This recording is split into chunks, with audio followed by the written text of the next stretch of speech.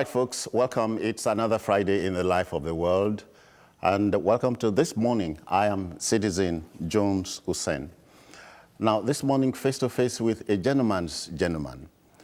The name Donald Duke tells you about a gentleman, and the phrase, a gentleman never talks about his tailor, loosely translates to mean that being a gentleman does not require telling people you are one. Your demeanor, comportment, and relationship with your environment will sum it all up. In a peculiar jurisdiction like ours, being a gentleman or attempting to be one perhaps means you learn the art of sometimes hurting people unintentionally, if you got that. And when politics is in the mix, our gentleman learns a new way of life, respecting people who can be of no service to you. Let's meet and greet a gentleman this morning.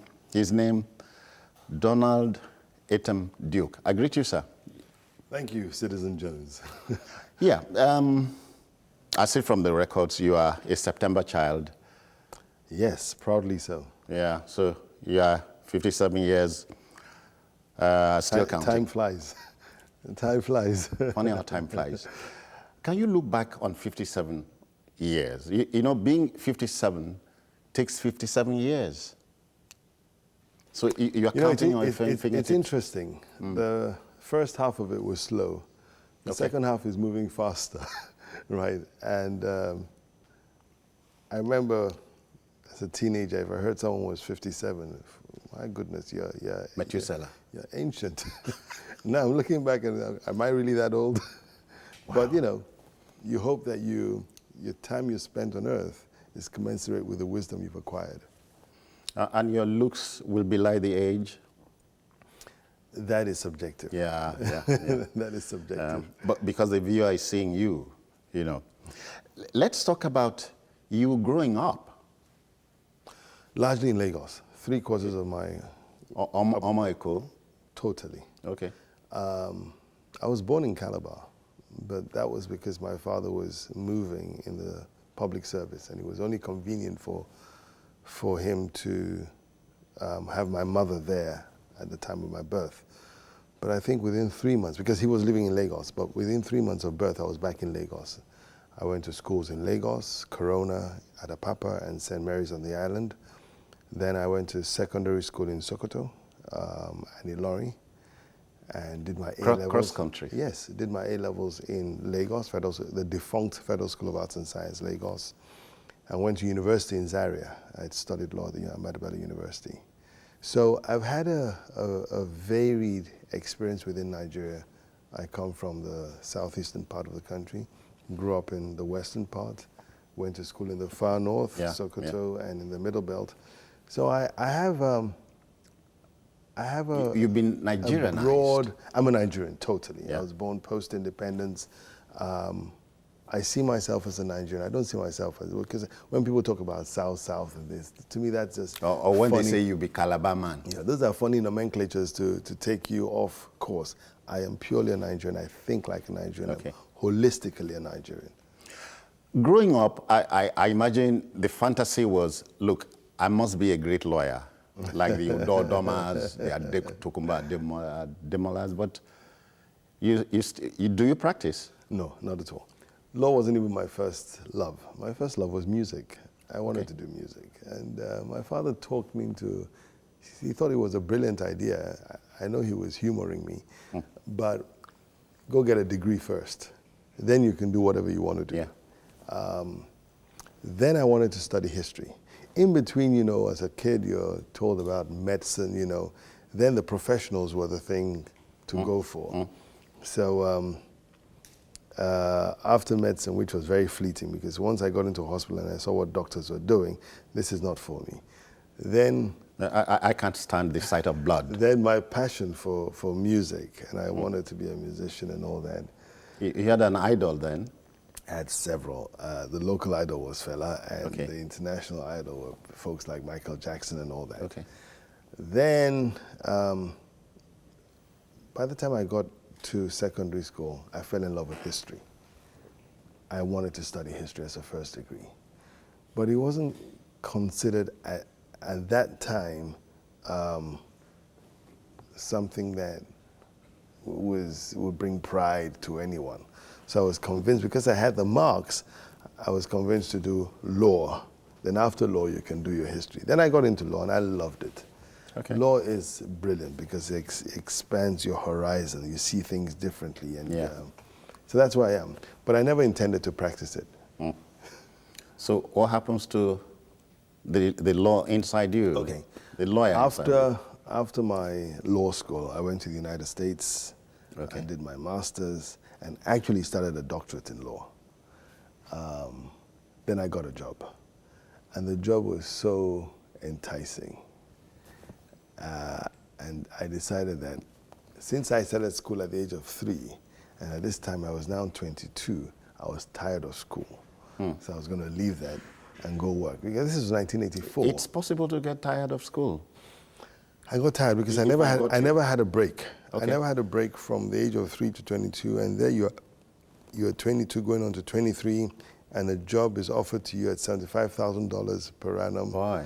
It didn't take long. I was going to read for an SJD that I really didn't need, a doctorate in law that I didn't need. So I worked in a firm in Washington. Then I got bored. I wanted to come back home. And I came back home, and I think it's one of the best decisions I took. Okay. And again, you kept fantasizing, and then politics came into the mix. At what point was this? Politics actually started in university. My first foray into competitive office was the Students' Union in Ahmadu Bello University, and this was in 1980. I was the social secretary.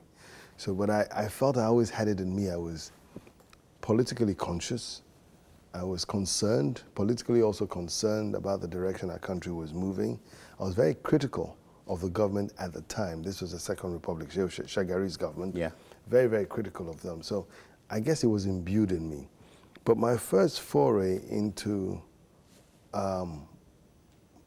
national politics, which was at the state level, was through a gentleman called Clement Abri, who later on became governor. It's quite interesting because he approached me for support, and I hardly knew him. He heard I was in Lagos and I was doing business, so he just came, look, I'm running for governor of Cross River, and I would like you to support me. And since no one had asked me to support, and it was my state, and I kind of liked the guy, and I said, okay, I'll do that. At the time, you had no ambition? No ambition at all. This was 1991, not at all. But we got talking, and I think he got to appreciate my views politically and all that. And eventually he won and insisted I be a commissioner in his government. And I said, hell no, I don't want to do that. I'd rather be your friend and continue my business, you know. But he wouldn't hear of that. So, you know, there are people you can't say no to. So he goes to Dr. Pius Akigbo, who was like a father to me. And I couldn't say no to Pius Akigbo. So Pius called same Pius Akigbo, yes. Bless his soul. Blessed memory. And he sent for me and said, Donald, you're going to Calabar to become Commissioner of Finance. And I said, no, Uncle, I'm not. He said, yes, you are. And that's how the journey started. And I said to him, I'm not going to do... background as a lawyer, and you at the Ministry of Finance? That's a brilliance of law. Okay. I said earlier on that it expands your horizon, right? Your level of appreciation is so vast that you can really take on anything, you know. So there I was, hopped off to Calabar, March. I was sworn in March 1992 as Commissioner of Finance, Budget and Planning, until Abacha got rid of us. Rightly or wrongly? Wrongly. Yeah, let me quote you here. Quote, we got the military out of power. What got the military out of power was not democracy, but the dreadful state of the economy. If we, the democratic government, cannot deliver food for the mass of the people, we can't forget about democracy. I stand by that, and it works, and it works till today. As long as people remain poor, there's going to be disenchantment, regardless of the system of government that you run. If democracy cannot deliver what we call the dividends of democracy, or if whatever system of governance is in place and does not deliver, people are going to ask for a change. So at the time, the Abacha government was, or the military, not necessarily the Abacha government, Yeah. people were so frustrated, level of poverty, level of discontent, and they wanted something new. That, I think, weakened their resolve more than anything else. The military, of course, military around the world was getting, collapsing. But it's not external events per se that got rid of ours. It was more of discontent, a growing population, a new generation that was largely unfulfilled. And so they felt frustrated and pressures from internationally, and that got rid of the military. But today it still stands. If you don't deliver, you'll be out. We saw it in 15, and I hope we see it again in 19. Okay then, you were in the PDP. Yes, I was. Again, rightly or wrongly? Rightly at the time. Mm-hmm. I am a founding member of the PDP. We founded the party in 1998. Of course, I was the first PDP elected executive in my state. And it was built on ideals. Let's have a truly national party that would encompass everyone in the country. I guess, like everything, or most things, we took it for granted. We stopped listening. And we just felt that... Was anybody speaking? People were speaking, but their voices were being drowned. People were speaking by the folks who were in charge. I mean, we're doing silly things.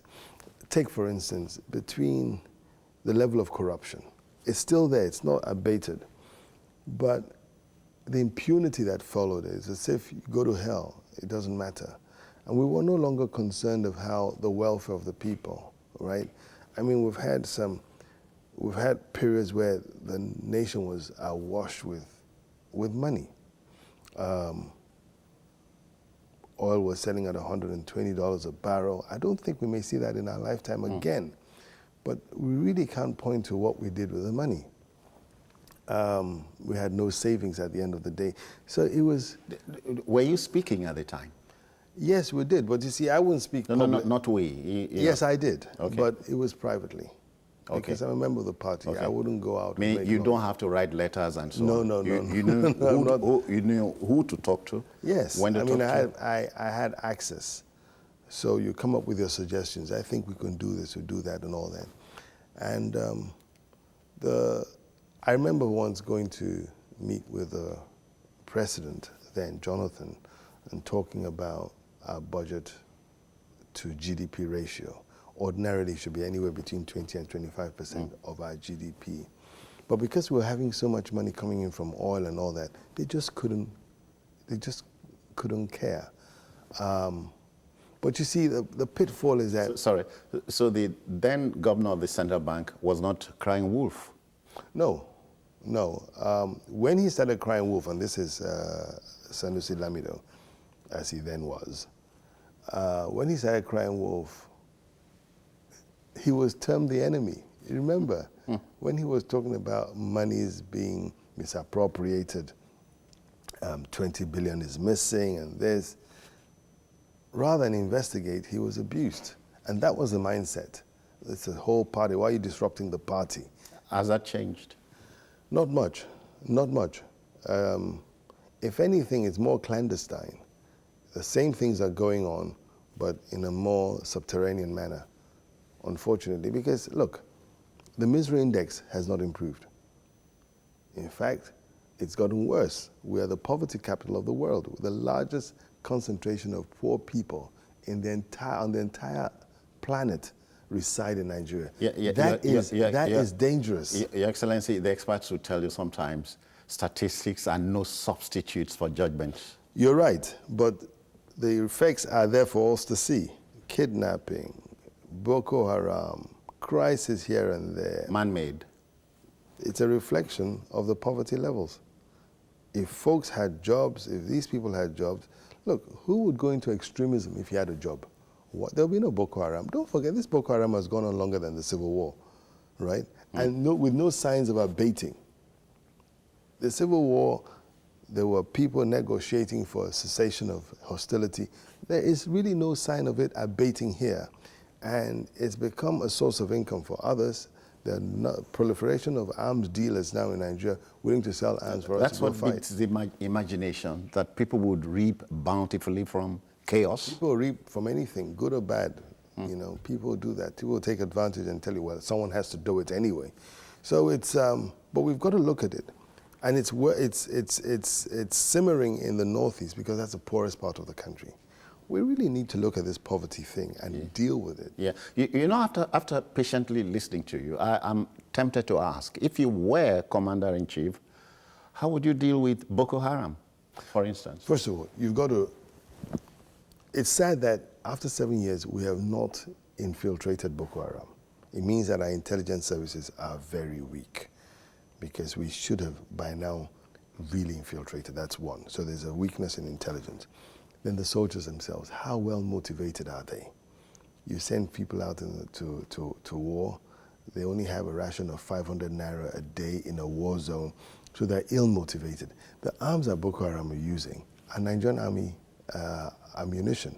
So obviously someone inside is selling arms to them. So you've got to look at the motivation. It's now an international thing, so you've got to really work in concert with the nations of Cameroon and Chad and Niger, and also the international partners of Germany, the United States, France, and Britain. Surely Boko Haram cannot be that sophisticated that it cannot be contained by these powers. But the fighting force themselves, those ones can give you logistics and intelligence, but the fighting force itself are Nigerians, and our soldiers are not motivated enough. Look, not too long ago, we heard that about 700 soldiers were missing. From my sources, even the families have not been notified. As we sit? As we speak. Look, we had a proud fighting army. We're very proud of our army. After the Civil War, we celebrated our military. What happened to all those heroic forces that we had? It's not just there any longer. And you're dealing with a ragtag army that has little or no training. They're just purely motivated by some zealousness and all that. So you've got to work on that. But that's all short term. Medium to long term, you've got to create wealth. You've got to create activity. People have to have occupation. Because if you ask the average folk in that area, they're not sure which is a more dangerous force, whether it's the Nigerian army or Boko Haram. Boko Haram. And let me say all this.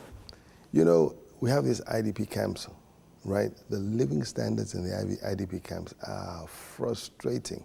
So you have another level, another community of discontented Nigerians being brewed, and sooner or later will unleash them into society. These guys, we're brewing a group of loveless Nigerians. You put them in a camp, really no hope, and they're being abused by their camp managers. This is going on a daily basis. So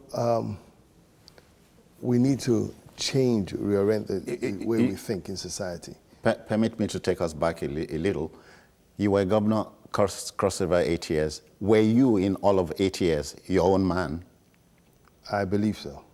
Okay. Absolutely. But you understand where I'm coming from? I understand where you're coming from. Tomorrow, you are commander-in-chief. Being your own man remains the problem here. You have to be your man. Doesn't mean you're not listening to others. Okay. But at the end of the day, the buck stops with you. So you've got to take a decision. And really, when you are in a position of charge, it's your conscience that determines most of what you do. Okay. Because there are folks that are telling you what you want to hear or what they think you want to hear, and there are others who would tell you what they think is right. Unfortunately, the latter group are very few. The group that will tell you what you want to hear, the larger group.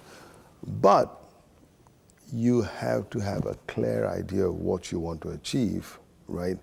And your sense of right and wrong must be very keen, because at the end of the day, it's your conscience that will determine what you do. In totality, are you enamored of the Nigerian politician of the 21st century? No.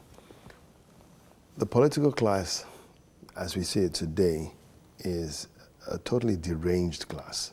And it's not the fault, it's really the fault of... Including you. Yes. Yeah. Yes, I'm part of that class. Yeah. But the fault is really that of the elite class. We, the elites, and the word elite here is from the word enlightened. The enlightened class actually should be the leadership class. I mean, the reason why you go to the best schools, you have the best exposure and all that, is not for yourself, it's to come and lead your society. They should be the leading class of people.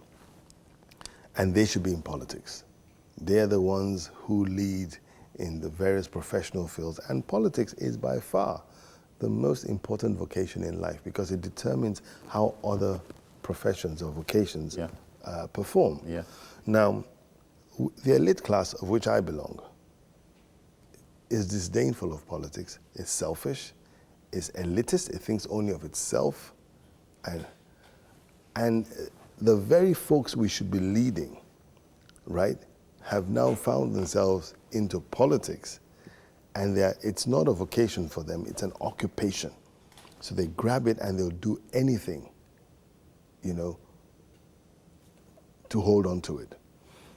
It ought not to be so. The best of us, the most exposed of us, should be in politics.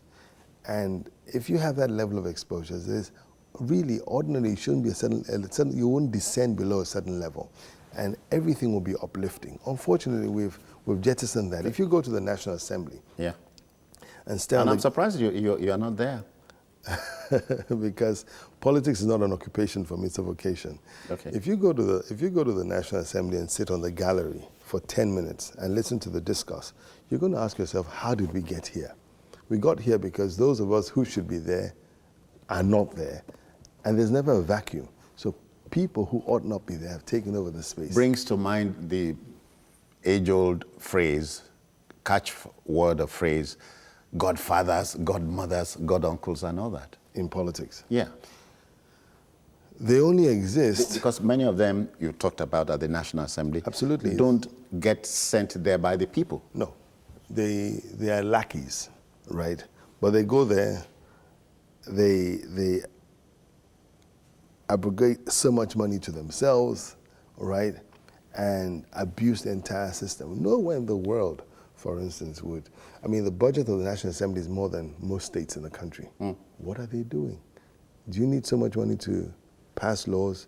Do you need so much money? Each lawmaker takes home some wow figures. Well, they say 13 million, but that's what you hear.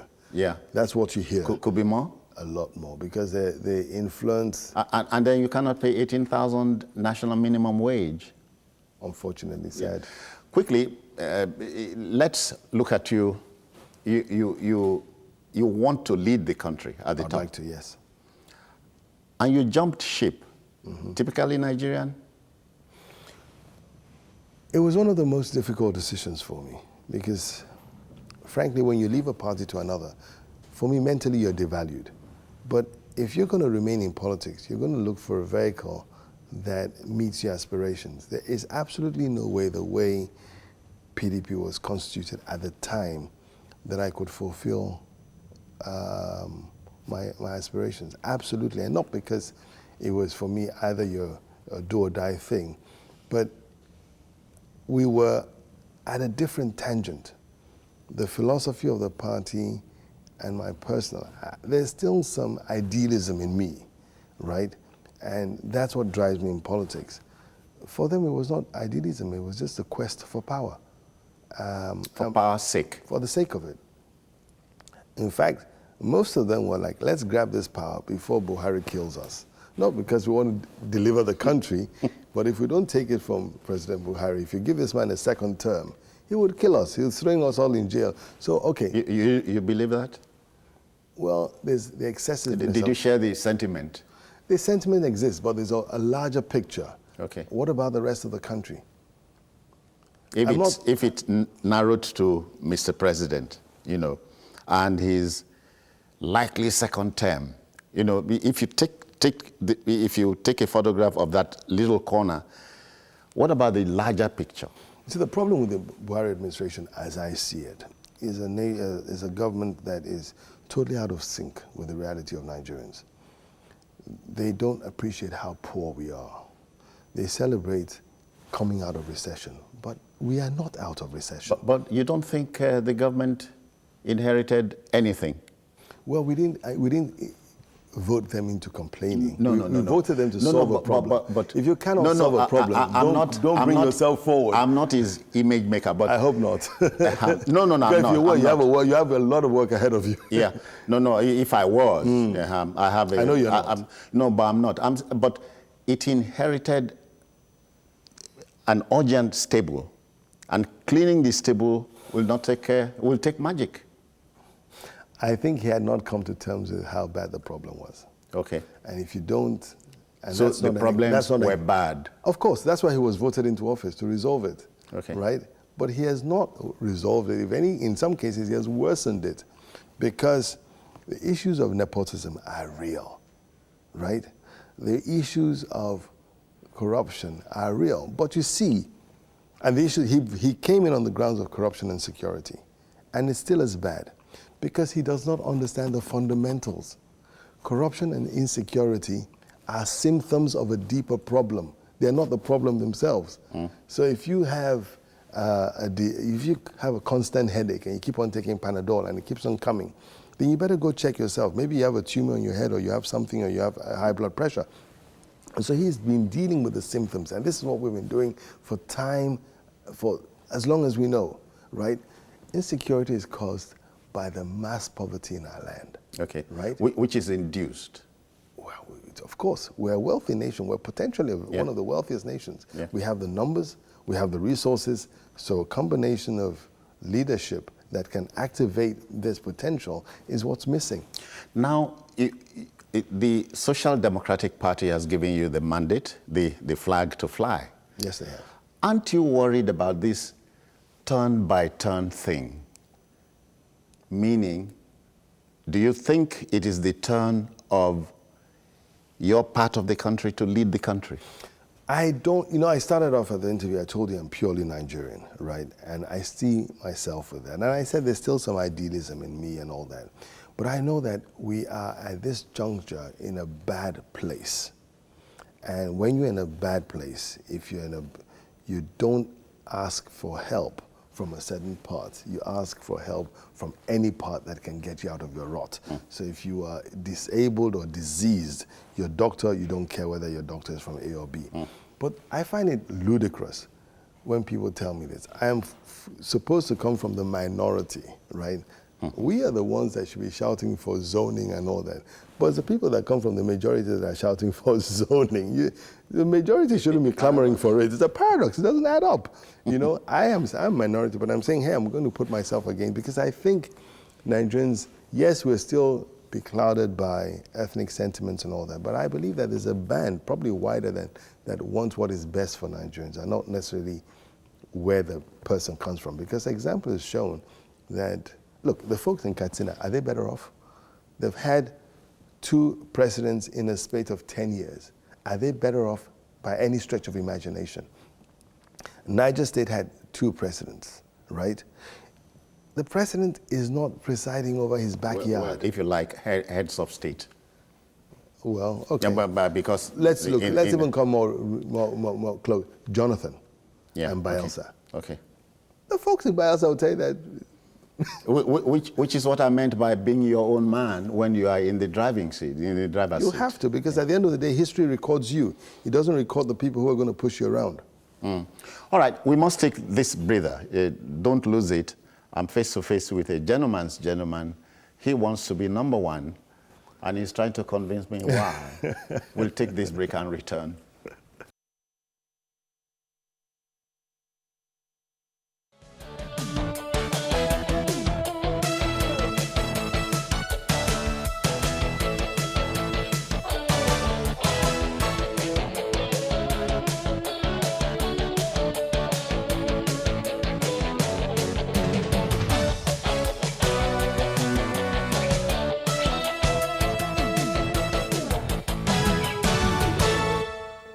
All right, folks, face to face with His Excellency Donald Etem Duke, 2-time elected governor, Cross River State.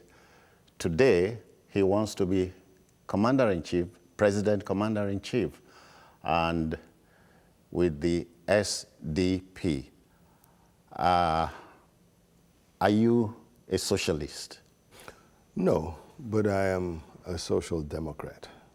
Okay. And even in the PDP, a social democrat. And that's the interesting thing. We don't have political ideologies in Nigeria. We have political platforms. But largely all of them, APC, PDP, SDP, all the parties, they're ideologically social democrat. And the bearing they take is dependent on who the leader is. So you may have a more rightist Jonathan, for instance, but still social democrat, and a slightly leftist Buhari, but he's still social democrat. So we are just wavering. You're looking in the at the mix. It's a mix. Now, for some of us who look at Nigeria from the sidelines, we think, debatable though, you folks, the political class, is no different from the military class. Because you've learned nothing, you've forgotten nothing, and it's like returning us to the 60s. Well, you know, I think it was Bernard Shaw that said one thing experience teaches man is that man does not learn from experience. It is true that we have not lived up to expectations. We imbibed a culture that was not democratic. So you really have an autocratic civilian regime and not an autocratic military regime. And the tenets of democracy it's really more like a charade. Every 4 years, we think elections is democracy. It's not. Yeah. Elections is a process. In Africa, you know, democracy is more about elections and more elections. It's not even and democracy is an attitude of governance. And so if we go there quickly and come back, Paul Biya, 85, has just won seventh term, 7 years. So 85 plus 7 would make him 92, 93. Is that typically African? Well, that is a sad, sad story. Very sad. And for him, he has the mandate. But there's really... End quote. The mandate, yes. But really, the democratic structure does not exist in the country. We know it. But are we better off here? Are we really better off here? Are we able to deduce that nobody's looking for a PDP, APC, BBC, or SDP? Look at what happened. We don't need those answers. We need Nigerian answers to Nigerian absolutely, problems. But just look at what happened during the PDP primaries and the amount of money. Your former party. My former party. You could have been there. I could have been there. I chose not to be there. And that's the beauty of democracy, is choice, right? And the amount of money that was spent during the primaries, right? That's not democracy. That's inducement. Then you have a leadership that signs a bill not too young to rule, but at the same time they put the cost of obtaining a party nomination form at 45 million naira. How many young people can attain that? We'll come to this not too young thing. But you have provoked people, and Olawale is first on the list. Good morning, Olawale. Good morning, Citizen Jones. I greet you, sir. I greet you, Citizen Jones. Good morning, Donald. His Excellency Donald. Donald Duke would do. Okay. Good morning, Citizen Jones. I greet you, sir. Happy to hear from you today. Okay, then. Yeah. And good morning to my Excellency, Donald Duke.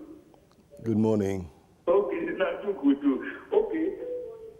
Go on. I Go on. have a lot of respect for you, Donald Thank Duke. you. Okay. You achieved a lot while as the governor of Cross River State. Okay. But what I just want you to know is that Cross River State is smaller in comparison to the whole nation. I quite have a respect for you for what you achieved there. But I want to tell you, or to let you know that the foundation of our poverty in Nigeria, okay, and the problems we are having now are deep-rooted. One, the unbridled population, which we cannot cater for. Two, lack of infrastructure.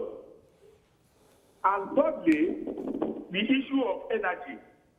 You will agree with me that if, for instance, we have stable energy in Nigeria, a lot of people will be gainfully employed, and that will bring down the level of problem in the neck of the president or the nation as a whole.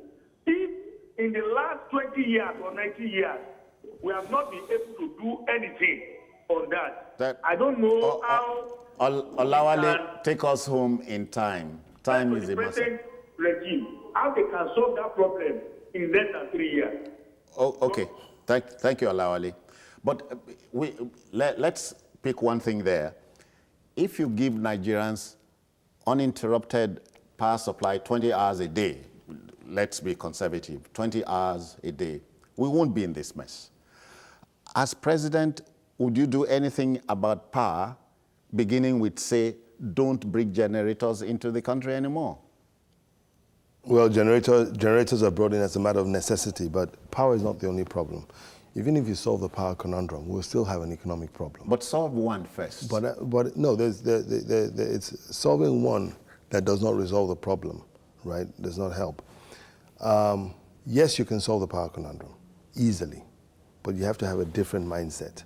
If you do the same thing over and over again and you don't get a positive result, then you're doing something wrong. Here you are, you have a nation that flares so much gas. Gas is energy. You're flaring about 2.5 billion cubic feet of gas a day. It's less now, but it used to be that much. That's about 25 million liters of diesel. You flare that. But if you were able, daily, and we're the single, well, it must be by choice because we've been doing it for over 30 years. We're the single largest source pollutants in the world. If you capture that gas and distributed it throughout the country, right, and you can achieve this in 24 months. Yeah, but may I I'm coming, Jones. Okay. I'm coming, Jones. Okay. It's 5,000 kilometers of pipelines to ensure that there's gas everywhere in Nigeria. The gas you're flaring, pipe it, distribute it through the network at an affordable rate. Because you are flaring it, you can almost give it up for free if you wanted to, right? Take manufacturing or factories or industries that utilize over 500 megawatts of power daily, get them compulsorily on the gas grid, okay?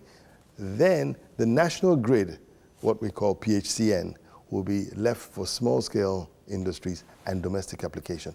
On the short term, in 24 months, you have almost resolved the power conundrum.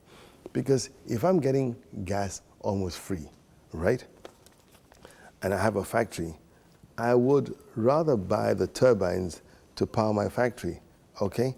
And if you get the manufacturers out of the national grid, you're freed power for domestic and small-scale applications. But the impression we get, neophytes like us get, is that doing what you've just said is difficult. What's so difficult about it? We'll come back to that. Kande is in Yola. Is moved by what? And also, I'll remind you, I said there are two things you ought to do, right? Yeah. I've just spoken on one. We'll take them. Okay. Kande, good morning. Welcome. Good morning, Citizen Jones. How are you? I'm fine, and you? In fact, call it Kandi, not E. Ah. Candy. Candy. As a sweet. Yes, I'm calling As a sweet, ma'am.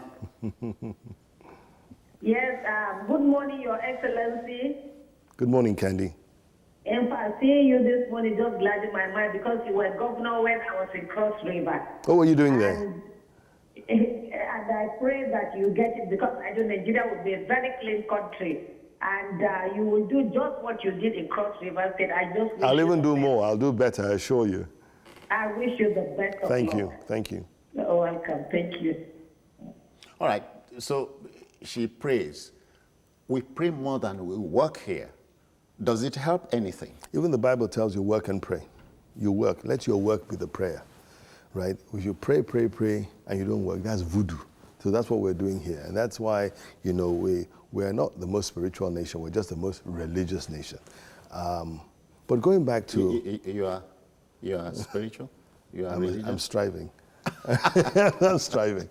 Now, going back to what... Yeah.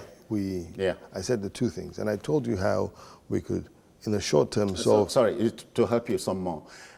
I used that as an illustration. Over 400 textile factories in the country shut down, no power. And I was told conservatively 5,000 workers and so on, times 400, including us. That's direct, not indirect. No, so solving that power problem is key here. Yes, but there's also another problem. Which is? The cost of funds. You see, businesses, right, need credit lines.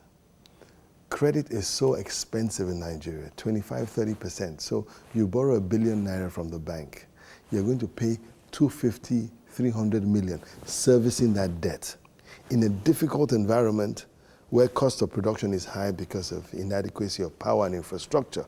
So your overheads without bank is about 50% of your production cost. Then you add your interest rates of another 25–30%. So to remain in business, you must generate enough, almost 80% of your investment to stay alive, at least in the first few years. Now, the problem with that is your competition internationally are far cheaper, right? So you're talking about textile, for instance. The cost of producing locally far outpaced the cost of the imports. So most people went for the imported, and there was no market, and the textile companies were frustrated by the banks and everything. But at that point, you would have a tall mountain to climb, a penchant, for imported things. It's a mountain to climb. Do you know, there are three things that is required of a leader. The first is have a vision where you want to take the country to. The second is have a strategy of how to take the country there. The third, and probably the most important, is the will, the determination to make it happen. And that's where we are shortchanged. We don't have the determination. Sorry, Uche is here. Uche, I greet you. Yeah, good morning. Yeah, welcome. And good morning to His Excellency Donald Duke. Morning, Uche. Yes, I want to ask Donald Duke, why is it that he defected from PDP to SDP? I thought you were viewing in. You see, you should, when you see there's a problem in a house, you cannot run from that house. Instead, you repair that house. Now, someone like me, I can vote for you. But with the platform you are in, it is obvious that you cannot get there. Because we know the truth. Let us not shy away from the truth. I have been in Calabar. I know how you work when you are in the government, how the Calabar was very neat. But with the platform you are in now, honestly speaking, you have the vision, you have the character, but I want to tell you, it will be very difficult. But instead of you running from the PDP, it could have been better for you to attack that problem, make sure you stand for the problem and repair the house. Thank you. I respect you very well. Thank you, Uche. Uche, are you voting for me or are you voting for the platform? And let me say this, you're already a loser if you speak that way because you are advocating. The problem we have is not that of the party, it's that of the leadership. People say if you can't beat them, you join them. I differ. If you can't beat them, you leave them, right? No, and they say there's a third leg. If you can't join them, you distract them. You distract them. No, Uche, if you vote for the PDP because it's a PDP, then I'm sorry for you. Because at the end of the day, it's an individual who would run the ship of state. So, and I don't want to go back into why I left the PDP because I just felt that I couldn't, there was no way I could, you can't teach an old horse new tricks. And I felt that I'll take a chance. Now, politics is all about choice and chances. It may not be the biggest party, but it is a very, very determined party. And we hope that we have the plurality of Nigerians that want to see a change, want to see our nation move in a different direction. But I don't think that aspiration could have been actualized on the platform of the PDP. Okay, Comrade Okorafor is reaching us from Arochukwu, Abia State. Welcome, sir. Good morning, Yeah. Mr. Jones. Good morning, our presidential aspirant, sir. Good morning, Your Excellency. Morning, comrade. Yes. Your Excellency, I'm very, very happy. Okorafor, he is a candidate. I know, I said ex-governor, okay, ex-governor, Your Excellency. You see, after His Excellency, and attached to his own Go office. on. Yes, once a governor is always a governor, even his ex. Now, sir, you see, this issue of unemployment in Nigeria is getting out of proportion. Now, how do you see what's happening? Because what we normally see today is that one will come now at his own manifesto, he tell us that he's going to do this, he's going to do this, he's going to do this. Now, how are you going to solve this unemployment? What type of tool or tools or strategic management tools you are going to use to solve this problem, even coupled with the youth devices among our youth? I'm very happy to see you on this screen. I'm very happy at least you have a lot to offer this country. These two issues have just been answered. How can you solve this problem? Thank you very much, Abba President. I wish you God's blessing and protection. Thank you, comrade. You know, unemployment is a function of low productivity index, right? And the factors that affect your productivity are your skills, your health, your infrastructure, and all that. We know all that. Now, if you need to create you need to instill opportunities within your society. And I'll give you a few examples. Here you are, you divest your citizens from opportunities when your interest rate is unaffordable, where credit lines are unaffordable. So young people who want to start businesses of their own, no matter how modest or humble it may be, do not have access to credit, so they're frustrated. And if anyone starts a business, he's going to employ a few others, so he takes people off the streets. That's one. Two, you've opened your economy to all sorts of imports. In fact, your economy is geared towards importation rather than productivity. So we celebrate low... Maybe, as they say, dollarized. Absolutely dollarized. So that's a word, actually, because the more affordable the dollar is, which enhances your ability to import, the better you feel. No. The advantage of having a large country with 200 million people is you have a ready-made market within your country. That's it. We should encourage productivity and production. 75% of the things we import into this country, if we were serious, we'll manufacture them here locally. Yeah. So like those are the things that you need to... and all that. Absolutely. But you see, sorry, Jones. Yeah. But you see, if your interest rates are so high, if you lack power, which I spoke about earlier, then production is affected. You have to design a country where people produce. We have a housing shortage, and I use housing because it's a necessity. Yeah. We have a housing shortage of about 17 to 20 million. That is an incredible opportunity. Quite a lot to discuss, but time is the master here. Let me quickly bring in a teacher. The first teacher this morning is Dr. Jide Johnson. He's a journalist. Dr. Johnson, good morning to you. Good morning, Citizen Jones, and good morning to our presidential candidate of SDP, Donald Duke. It's a pleasure to have you on the program this morning explaining issues for all Nigerians to understand, and I hope all presidential candidates will do what you are doing, providing illumination and direction for us. I've always said that it is not parties that will solve problems, but policies. However, whatever the outcome of this presidential election, because we know structure plays critical role in determining the outcome of elections. Whatever may be the outcome of this presidential election in 2019, we'd like you to maintain a presence in the discussion of issues that affect our country. It's critical and it's important that voices must be heard. Right, like you said earlier, you said election, we all link democracy to election, but we must talk about governance from the moment the new government is sworn in, so that intelligent people, the elitist people will talk about government policies and programs that will benefit Nigeria. I wish you the best of luck, and I hope we can learn from the American experience whereby we vote for candidates and their policies and not parties. I wish you the best of luck. Thank you. Yeah, before you answer him, let's quickly go there. Education. When you were at school, and my humble self at school, we were taught. These days, there's not much learning. And so we talk about the education levels in this country going down, down, down. And you think it's state policy. It is not. Well, it's a combination of several things. First of all, the teachers themselves. Let's start from, because you can't give what you don't have. The teachers themselves the orientation has to be different. The qualification that enables you to teach has to be recertified and all that. The curriculum has to be amended. The curriculum should reflect the world in which we live in. Our curriculum is archaic. It does not. Millennium imperatives and all that. Absolutely. Then the infrastructure for teaching and all that. Then the motivation to the teachers, because you're going to hold them responsible for the success of their students.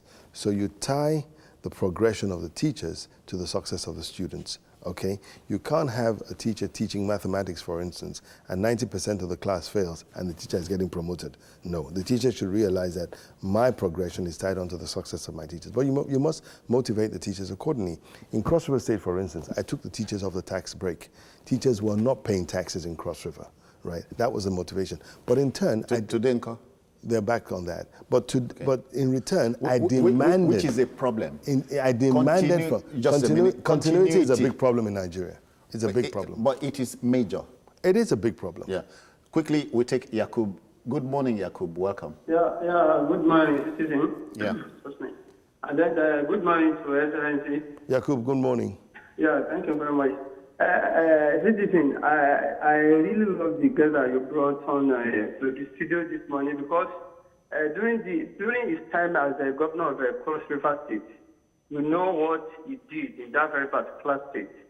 Then the question, as one of the callers said earlier, the platform that he really wants to use is my own personal opinion. Yes, he's a good candidate. In fact, if I have my way, I can say that he's a very, very good candidate.